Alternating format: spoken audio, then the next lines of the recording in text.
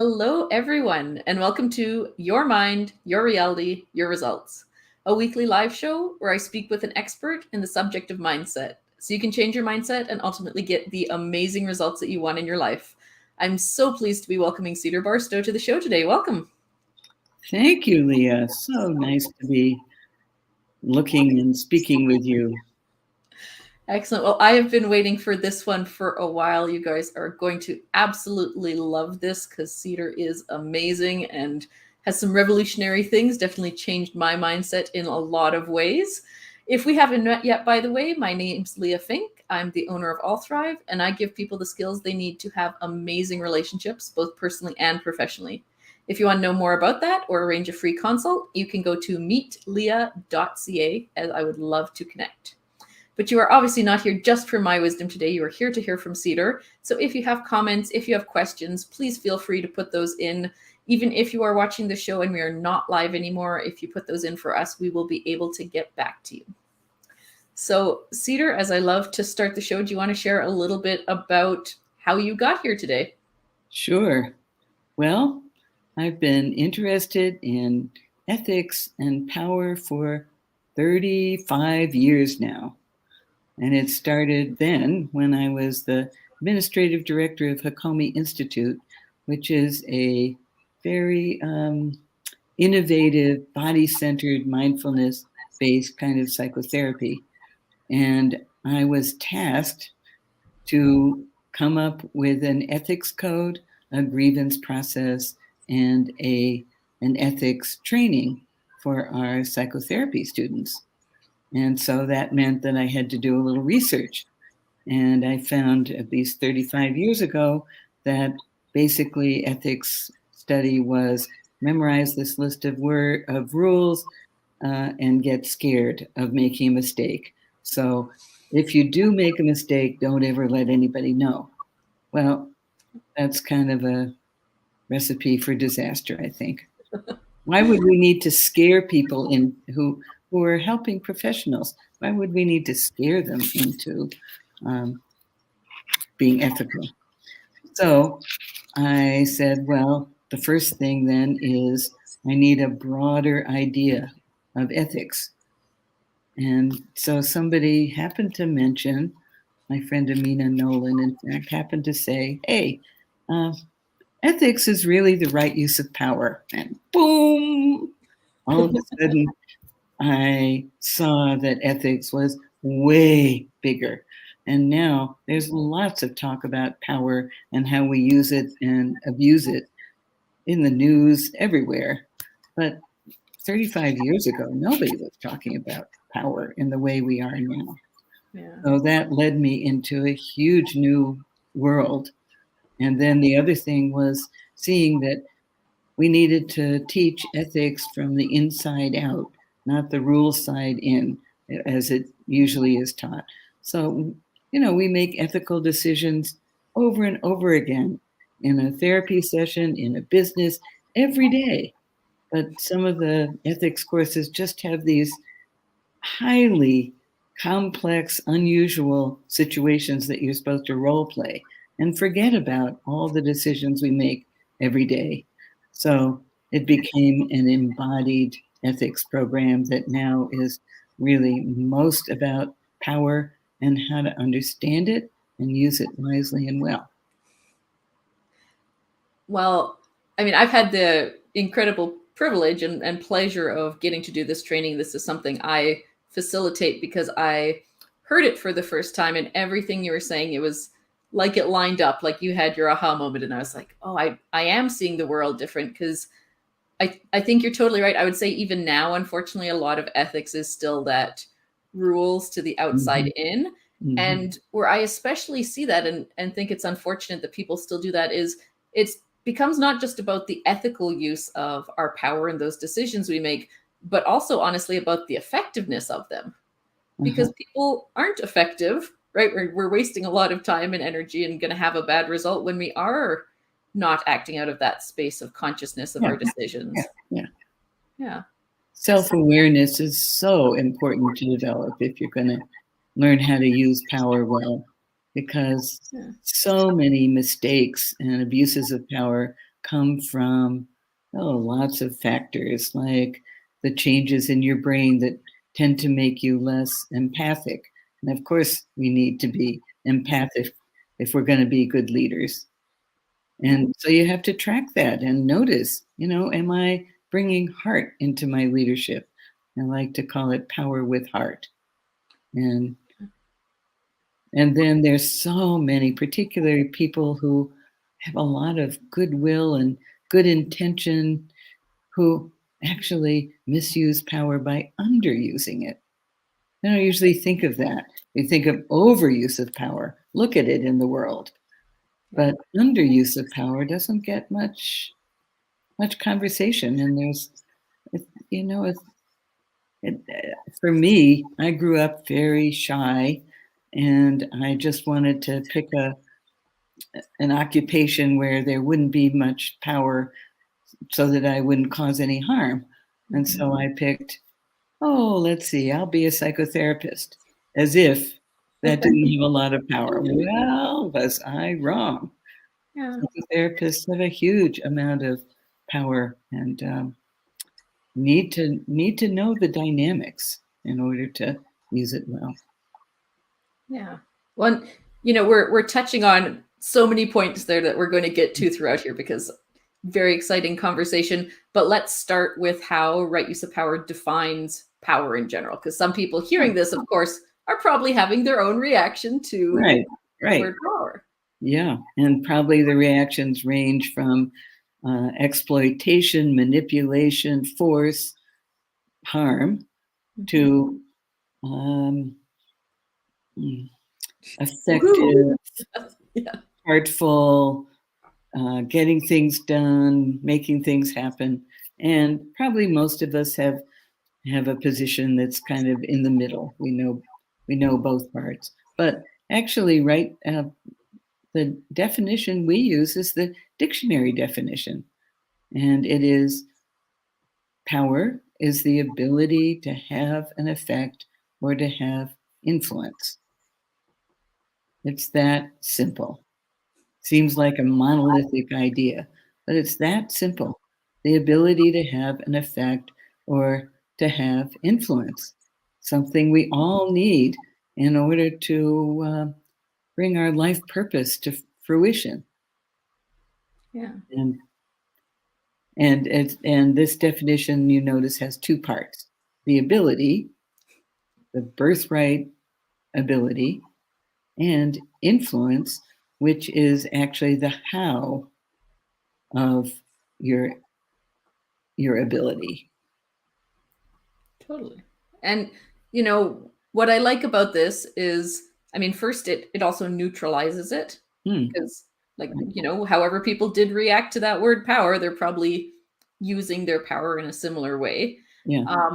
And also, as we talk about where that influence comes from, and this piece of birthright and the different places that power comes in, I also know there's a lot of discussion about lots of professionals who want to, it's not quite get rid of the word power, but it's gotten such negative connotations, and they want to shy away from it, or say that some roles don't have power. Leadership's just from within. I would love to hear your thoughts on some of those pieces. Oh, that's a good one. I hear that often. And let's see, there's so many different ways to approach that.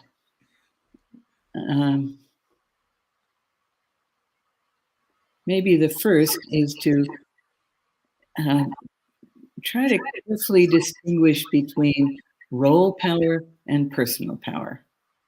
So your personal power is made up of your personality, how you use your influence, maybe your spiritual development, your psychological abilities, those things that we all have and need.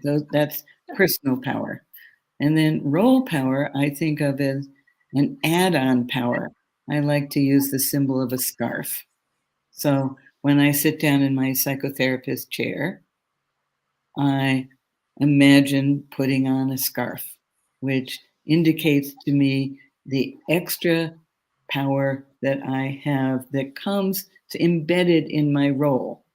So as a psychotherapist, My role includes helping my client to be safe, setting the appropriate boundaries so that I'm not misusing touch or trying to date my clients.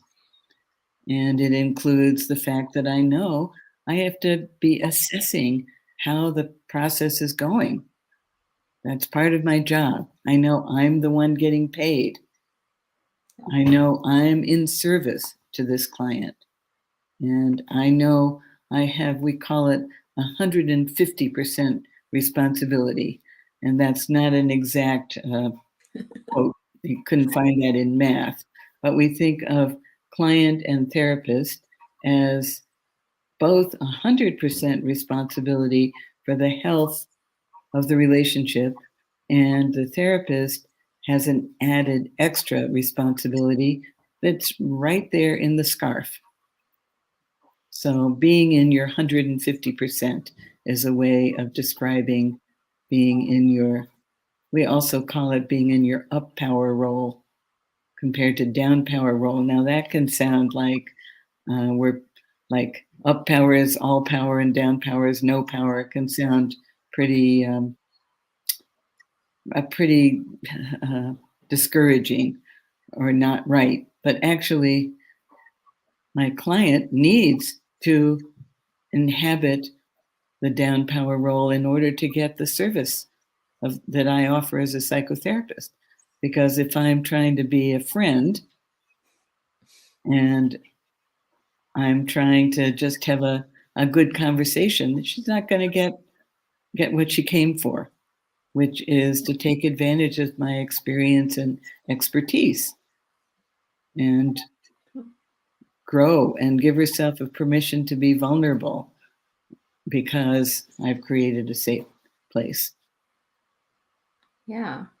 Well, this is why, I mean, there's so many pieces of this, of course, that make it an interesting discussion. So that first piece of personal power and how that affects someone's confidence idea of the word, like when we think of empowerment, it may be like a more coaching realm and people getting that confidence. There's that and how that helps people show up so differently also to their roles. Like I think of a classic leader that feels maybe out of control. Maybe they have a low sense of personal power. So it might be harder for them to step into this. Yeah. Like it's harder for them to put on that scarf, step into that role power, and now take that responsibility. And well, which way to go? There's so many ways we could go. I think because this is, everyone thinks with great power comes great responsibility, the classic quote. Yeah. But can you go a little bit deeper into what that responsibility, what that actual 50% is, like in a little bit more detail? Let's see. You must want a different thing than the list of things I named that are the values of the role, like boundaries and. Yeah, can you go just a little bit more in depth into, like, for say example, like tracking the impact on the relationship? Like, what does it actually look like to be responsive and figuring out what that client needs in the moment instead of them having to maybe come forward to you with a solution? What does that actually look like?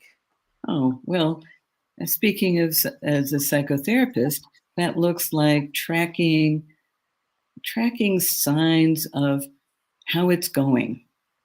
I don't expect my client to be tracking signs of how I'm doing because my client needs to sit back and let her, himself, or their self feel safe enough to start exploring material that might be really painful or difficult.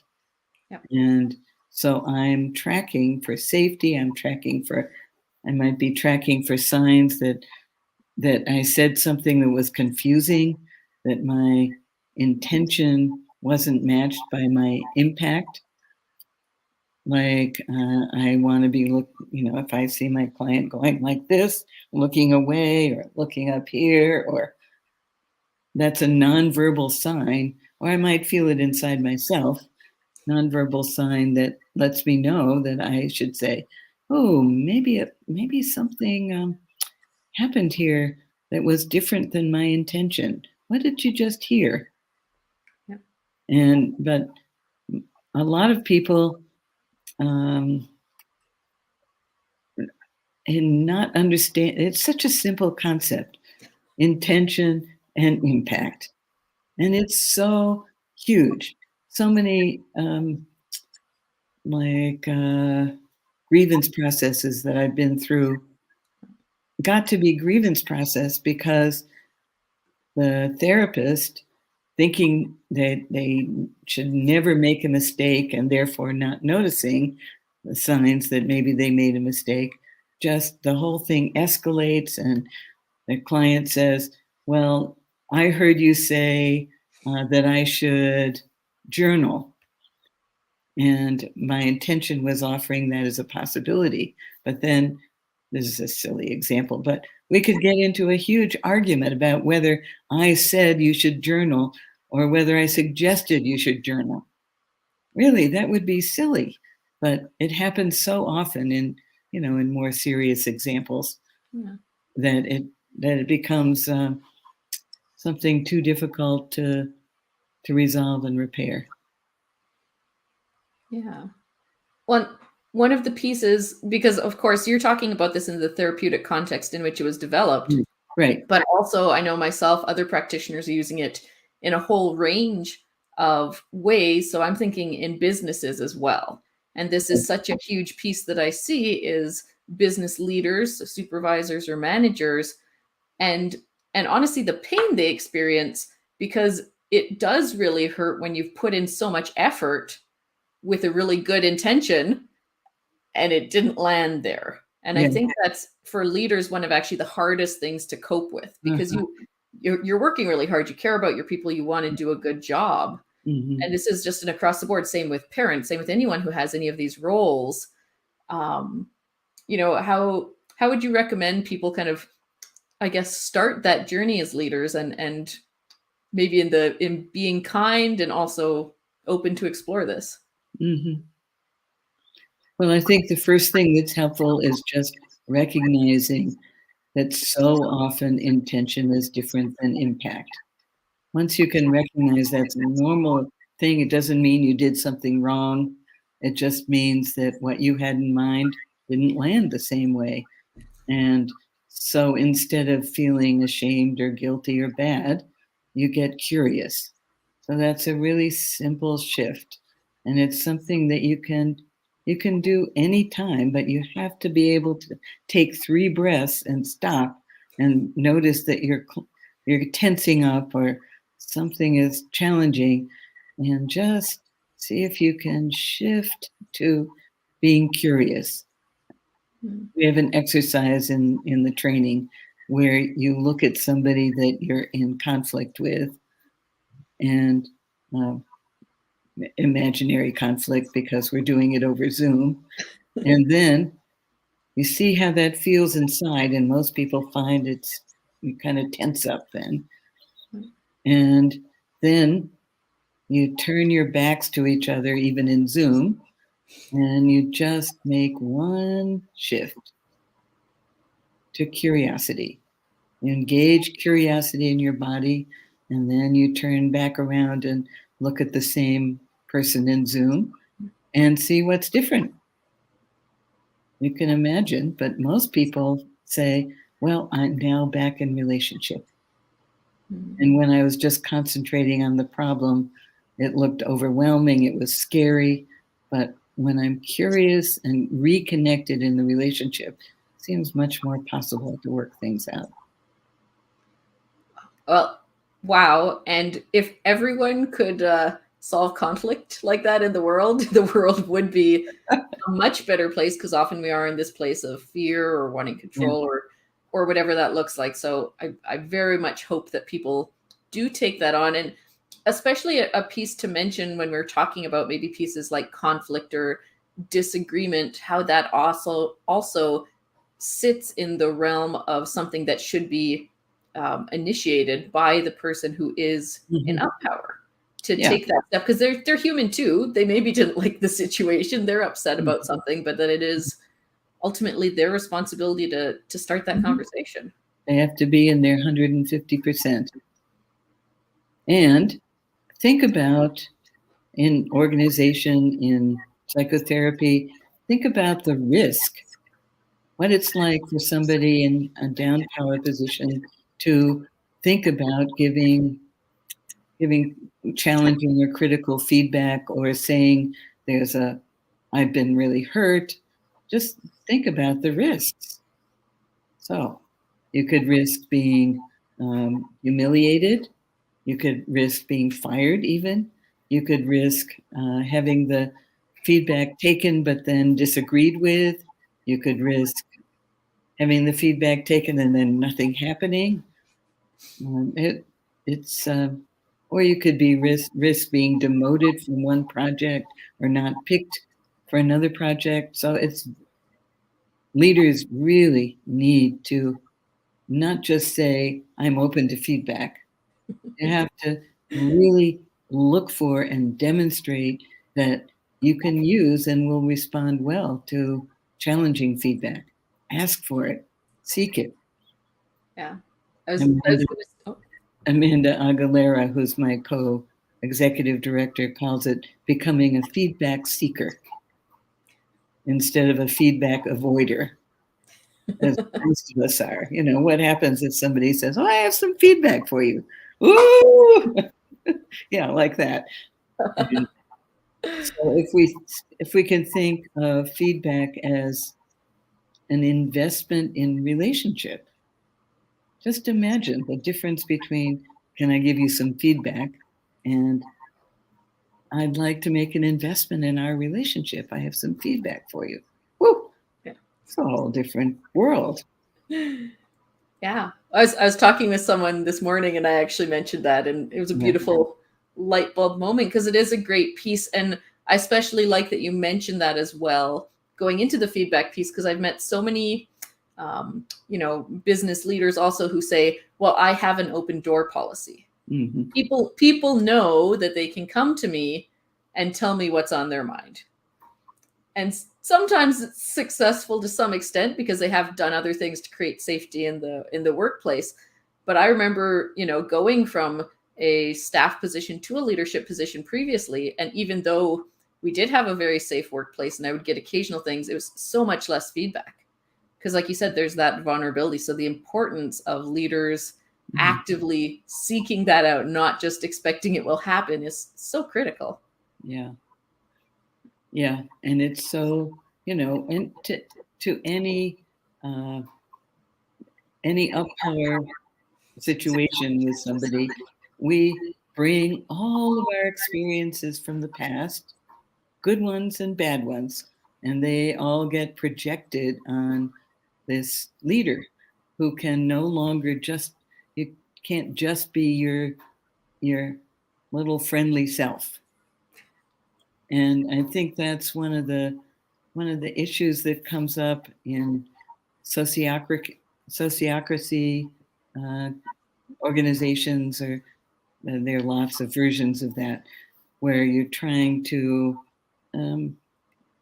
flatten the power differential. And I think that's really good because you can create lots more collaboration and lots more goodwill, and people will feel more empowered. But there's a danger in that it seems like you get rid of the role. So we humanize the relationship in the organization, but we have to keep the roles that these humanized people have to exist in. And so if you're best friends and really close friends with somebody that you actually have decision-making power with and extra scarf responsibilities, then it's going to be harder for you to say, well, I need to shift you over to this project because I see an opportunity over here, or something that that person is not going to be so happy about. But your responsibility for the overall mission of the organization is to make it work well. And So it's hard to make friendship-based decisions without saying yes to your role. Does that make sense? It does. And this is something that I see a lot in, because we do have a shift in how people are seeing leadership and seeing the world. And a lot of people, like you mentioned at the beginning, who are maybe very aware of misusing power, want to, in some ways, sometimes hide from it and say, no, we are all equal, which is, I often see it as a false sense. They'll say that, but of course they are still decision makers. They still need to do that. So it's important that we also acknowledge that these dynamics exist, even if you kind of don't want them to. They're still there, and you still have to address them. And one point with that, I know this is going to take us a little bit of a tangent. We don't have a ton of time, but can you talk just a little bit about what you call status power and how that plays into this as well? Because I think that's also a huge part of people's experience here. Well, that's really the evolving, growing edge of right use of power, because we started out talking about personal power and role power.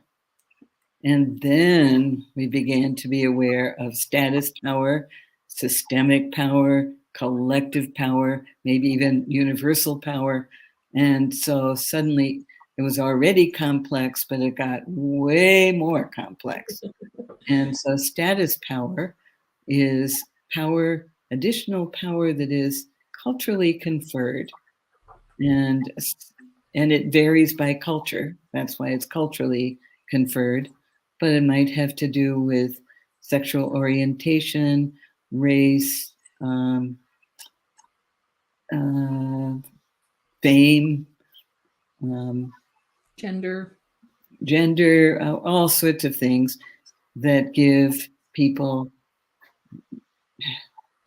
given or felt or not even felt, kind of like becomes invisible. If you have privilege, and status brings privilege, or up status brings privilege, then sometimes you don't even recognize what advantages you have just by that.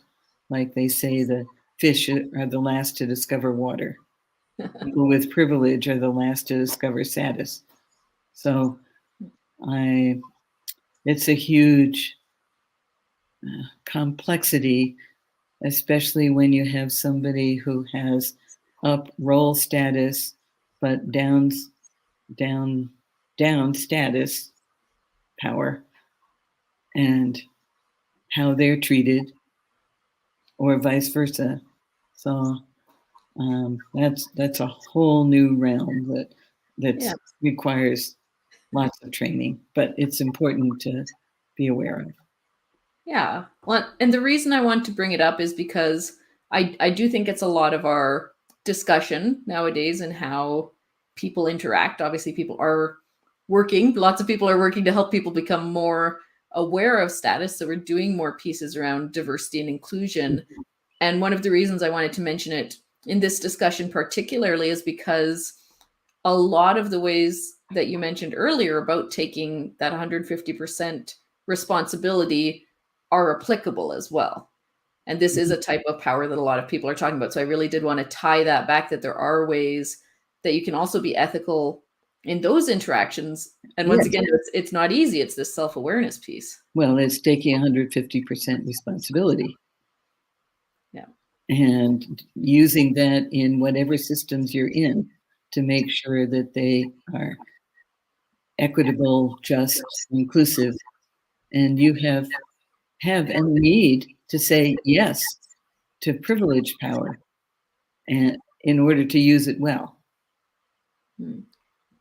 That's beautifully put. And I knew this was going to happen. We are coming up to time, and I could talk about this with you, obviously, for hours. Oh, me too. I know. I do want to ask, though, if people are interested in learning more, want to reach out to you, what's the best way to do that?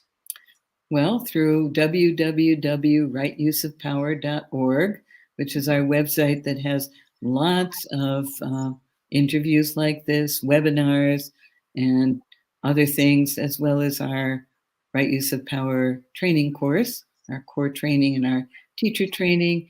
And they can also reach out to me individually at Cedar, at rightuseofpower.org. Yeah. Well, and those are in the description so people can find them. Good, good. I certainly recommend it. Like I said, learning about this, doing this training completely changed my perspective on myself, my leadership, the world, how I interact with it, how I do my work. And so like I said, I've been so excited to have you on because this is so important for people to share. I want to put out there too, there's also the Be Power Positive group that you can find on your website, and looking at how we can all be more power positive in the world. And I just want to say thank you so much for being here today. This was fantastic. You're welcome. It went by like an eye blink. I know. Thank you all so much for tuning in as well. I hope you have a great week. And remember, every thought counts.